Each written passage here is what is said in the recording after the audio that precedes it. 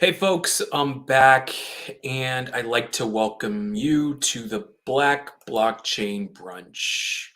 What is the Black Blockchain Brunch, you might be asking yourself? Well, it is a show where I want to take more deep dives into people's questions as well as do some more hands on work when it comes to blockchain, cryptocurrency, and other Web3 topics. So, I will get into that a little bit later, but unfortunately, I forgot to share my story about the NFL during Black USA News. And I know people not just but love their football.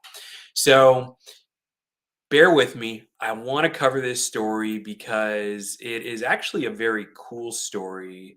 And yeah, I definitely did not want to overlook it. And this actually comes to us from Blockchain Gamer.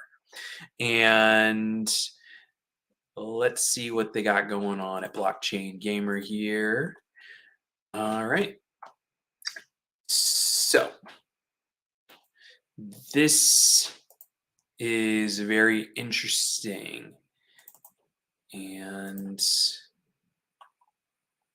this is the game of the week for Blockchain Gamer. It's called NFL Rivals.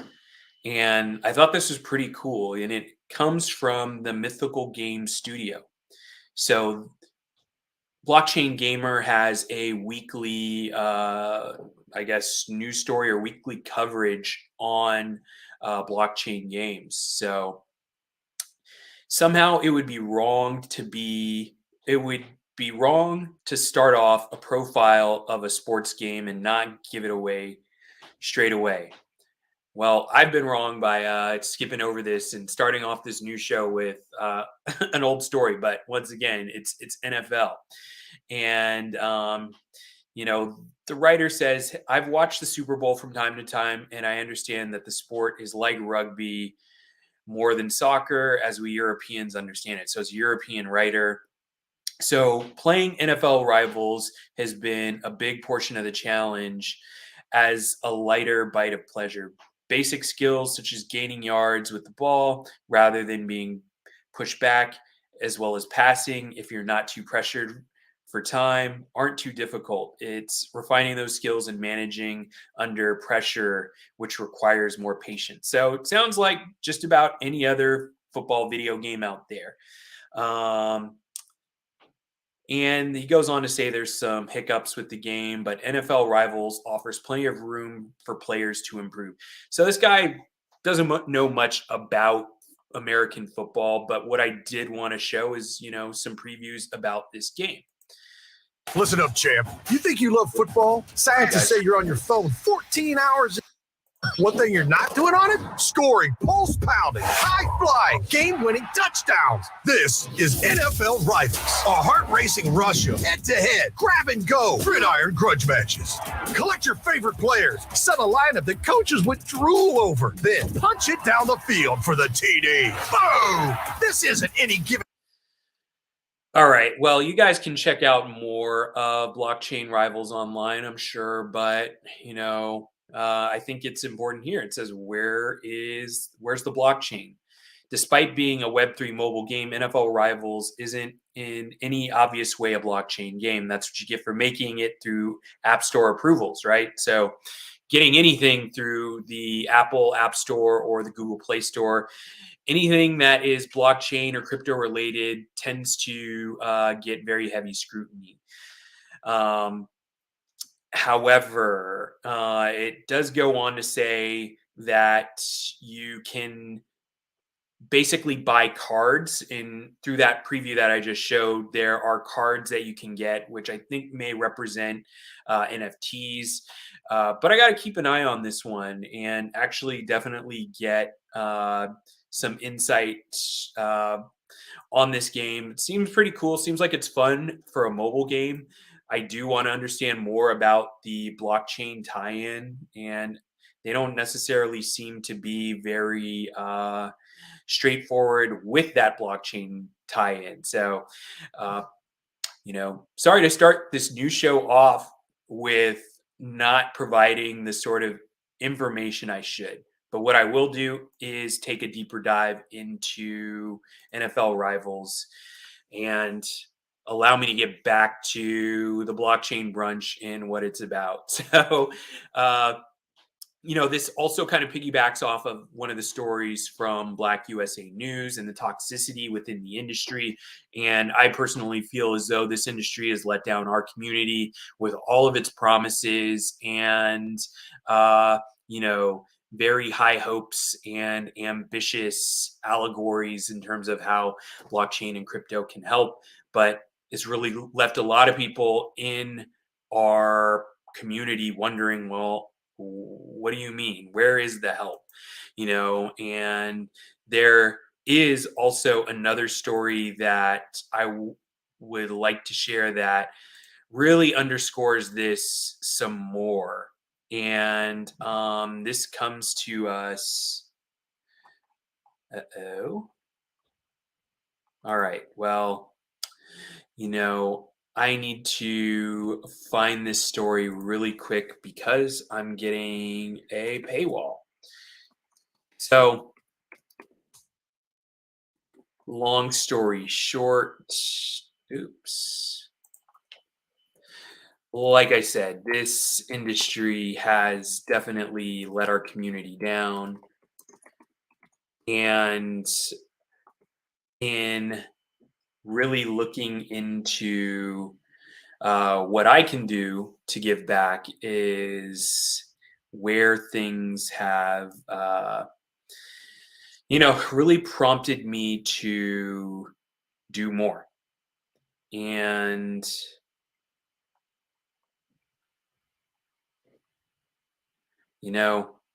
I'm just going to just really skip that story and talk about what I know once again. So, an FTX story came out after the collapse where FTX had this basically a program where it wanted to go to Chicago and help uh, people who were coming out of jail. And it was a program that wanted to face recidivism by giving people who are, once again, coming out of prison and giving them crypto, teaching them how to trade it so that it could essentially help them in their financial struggles. Long story short. But then what happened? FTX collapsed. The program never got off the ground, and they never gave the money to the people who needed it. And so, yet once again, the crypto industry has failed what I would like to say is our community, just based on the prison industrial complex that has heavy impact on the Black community, clearly. So,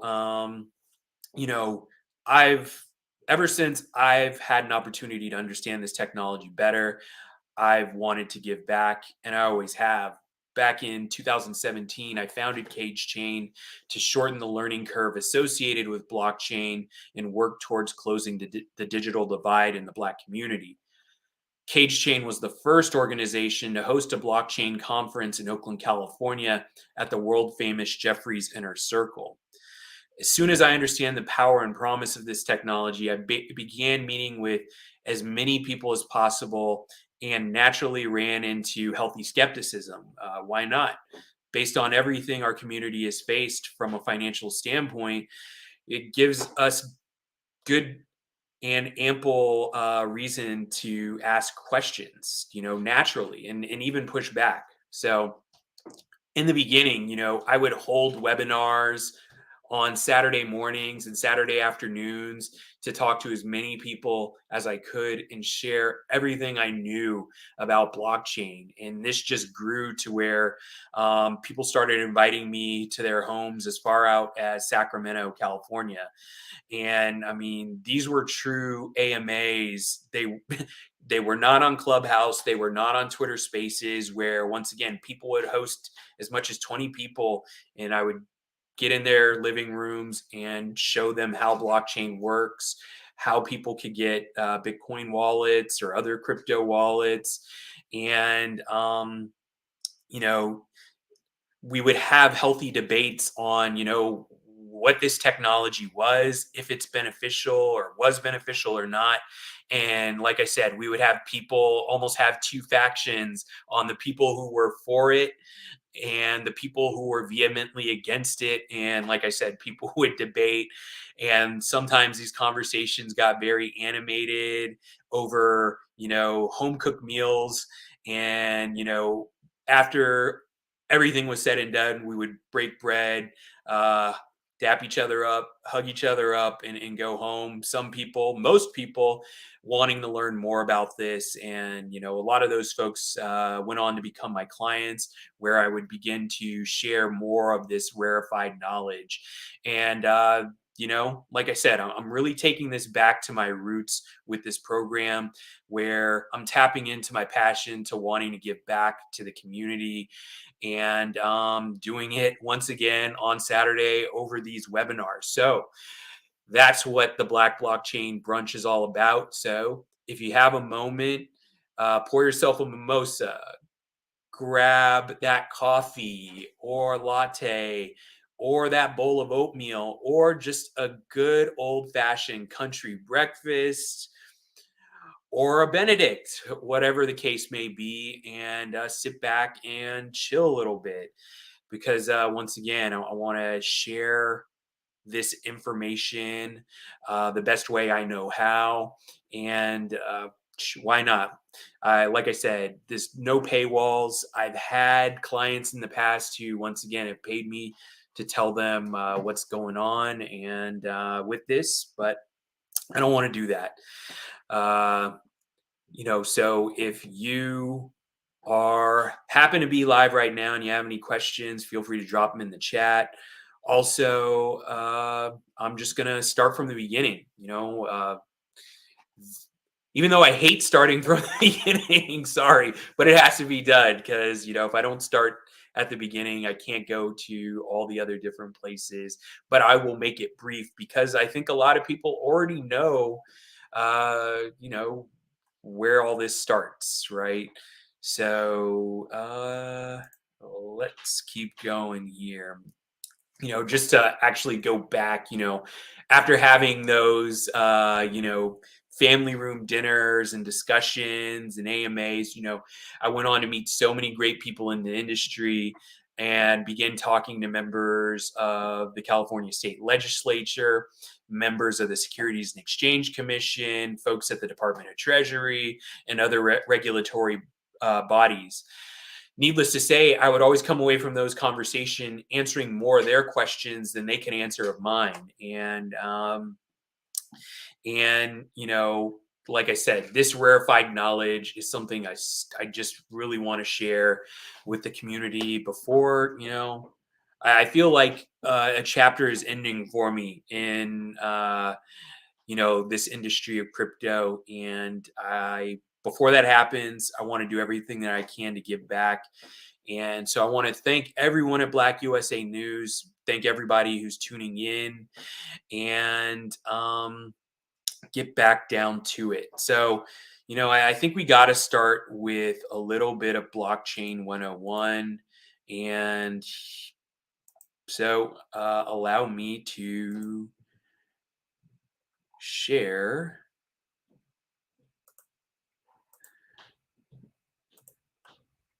some slides here. Bear with me.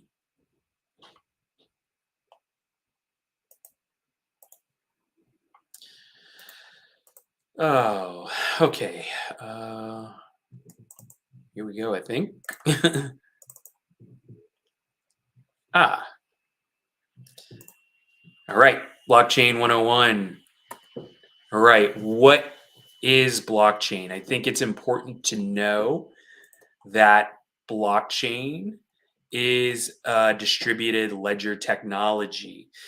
And what does that mean? That means that information is distributed from a number of different areas, and that includes uh, open networks. and that enable secure and transparent transactions. The other thing to keep in mind about blockchain is it is immutable, which means that once data is stored on these distributed ledgers, it cannot be changed. So one of those examples that I like to use when we're talking about distributed ledgers is just going to the heart of what a ledger is. Now, a lot of accountants use ledgers to balance books and bookkeeping, and but I think a more relatable type of ledger to keep in mind is that of like a library. So when you go to check out a book at the library, there is an internal system that says, hey, the book that you are checking out is going to you as that library card holder. And that system stamps that when that book was checked out, who it was checked out to, and when it is due. Those are, just some initial data points that probably go into that system. And so that way, libraries are able to keep track of the books that are coming in and out of the library. So that's a ledger. Now, I just spoke about immutability, meaning data that is going into these ledgers. Once again, it's immutable. So once it's in that ledger, it can't be changed. Blockchains like the Bitcoin network and really many others are encrypted. So once data goes into a block and that gets broadcast onto the network, it gets encrypted and locked, making it very difficult for it to be hacked. And once again, strengthens the claim of immutability. And lastly, these networks are decentralized, meaning that it's not controlled by a single entity. So let me just bring up my slides here once again, if you don't mind, so you can see these points. And like I said, I really just wanted to touch on this very quickly here so you can see it. So the distributed ledger technology, the immutability, and the decentralization. Those are interesting icons, but these are things you need to know about that. So let me take that down, you guys. Still just wanting to have fun with this. And so now that that's like our really quick blockchain 101, I do want to talk a little bit about this transparency aspect of blockchain. And the best way for me to show and demonstrate this to you is with what's called a blockchain explorer. And the thing about blockchain explorers is, once again, it demonstrates the transparency that blockchain offers. So I'm looking for the right blockchain explorer. So bear with me, guys. I think I just found it here. And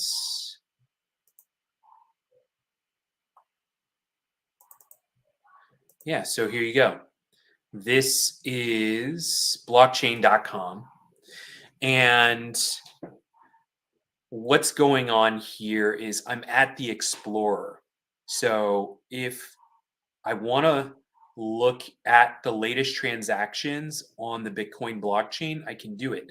So a lot of people want to say that blockchain and cryptocurrencies, it's anonymous and that there's so many criminals that are running rampant using crypto and we don't know what they're doing, which is not true. This is why blockchain explorers are very, very important. So what you can see here coming down this feed are transactions that are being broadcast onto the Bitcoin blockchain as we speak. However, they have not been confirmed throughout the network. So if I want to just look, like I said, these just keep coming in here. You can look at the various amounts that are coming in. 16 cents, $2,000. I want to try and find a large transaction if I can't find one. Doesn't look like that's going to happen. But, oh, okay, there's one. Whoop. Can I catch it? Okay, so what happens with a transaction is once it's been broadcast to the network, the decentralized Bitcoin network and all of the different miners and computers that are working to confirm transactions through the process of what's called consensus creates these encrypted hash IDs. So that goes back to the encryption that I mentioned earlier. And each transaction has its own transaction ID that once again is transparent on the blockchain. So this is just a random transaction on Bitcoin. It's still pending. And it was for, let me just see here, $530,000. Thought it was a larger one, but I guess I missed that one.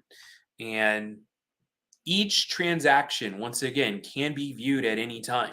Now, if you're just interested in looking at transactions, then this is how you do it. You use a blockchain explorer.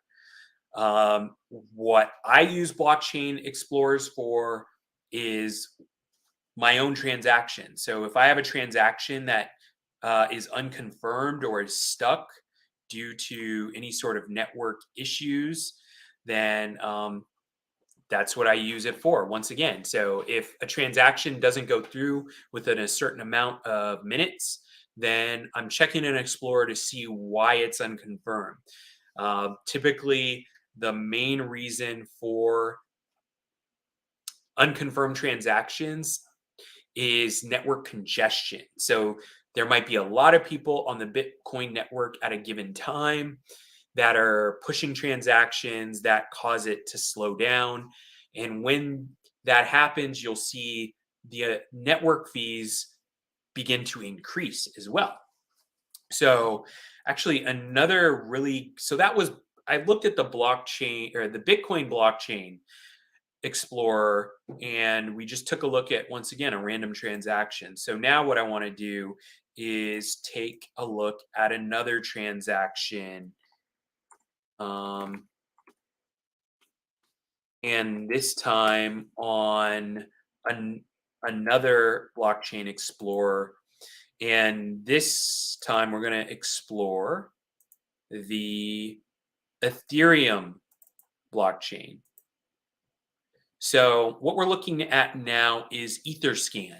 So Ethereum is the number 2 largest blockchain by cryptocurrency market capitalization.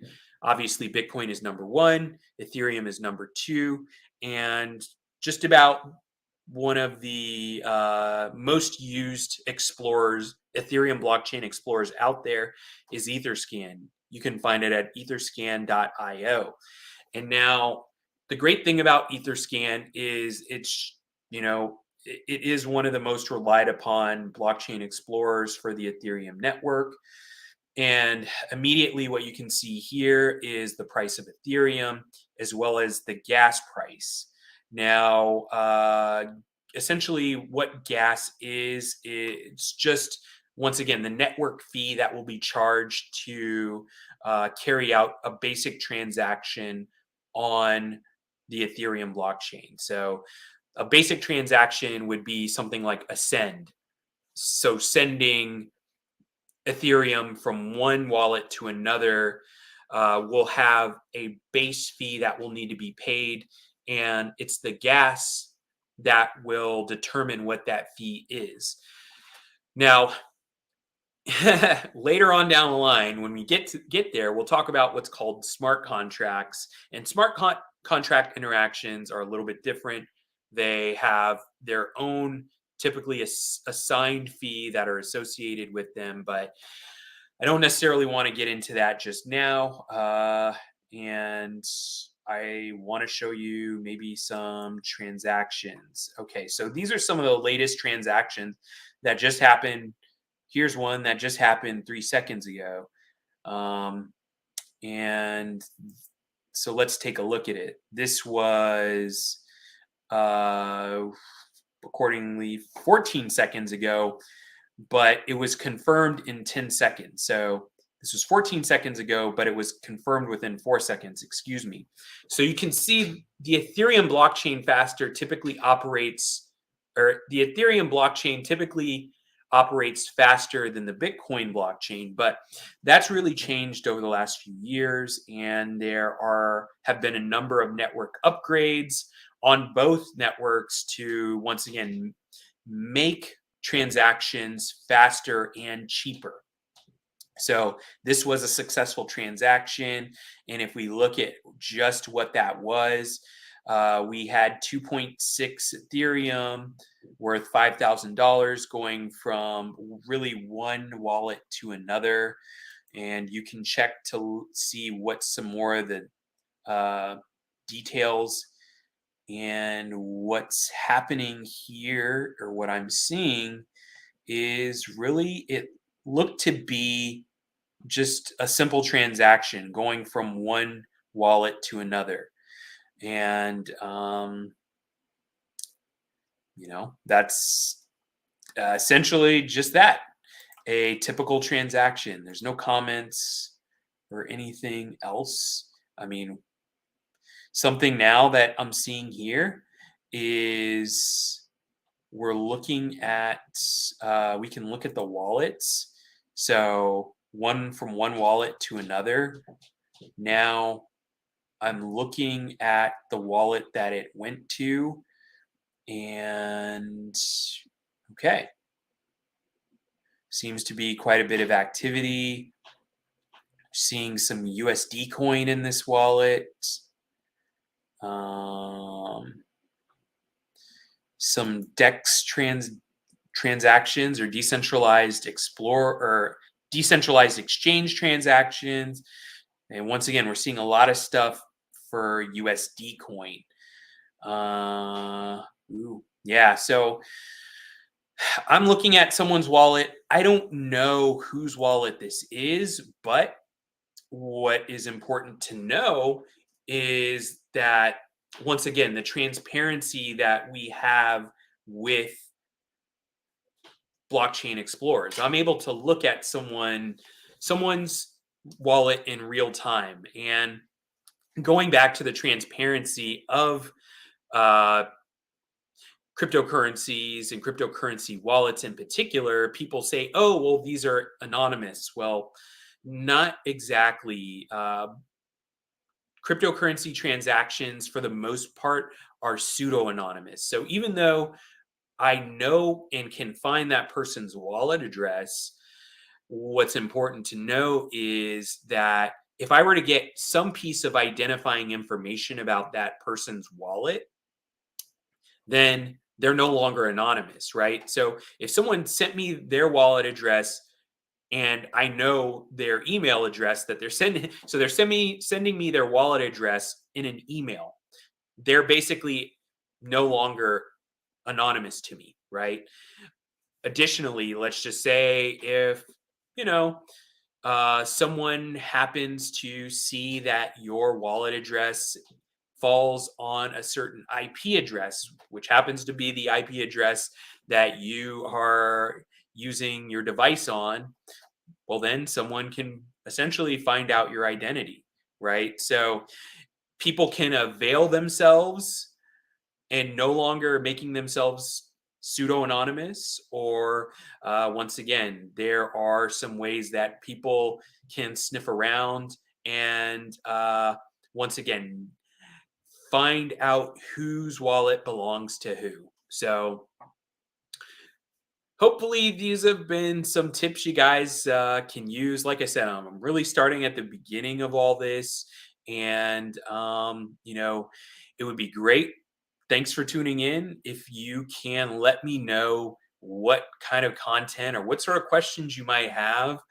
And like I said, I'm really using this as a working brunch for people who are on the weekends, can tap into it whenever they want to.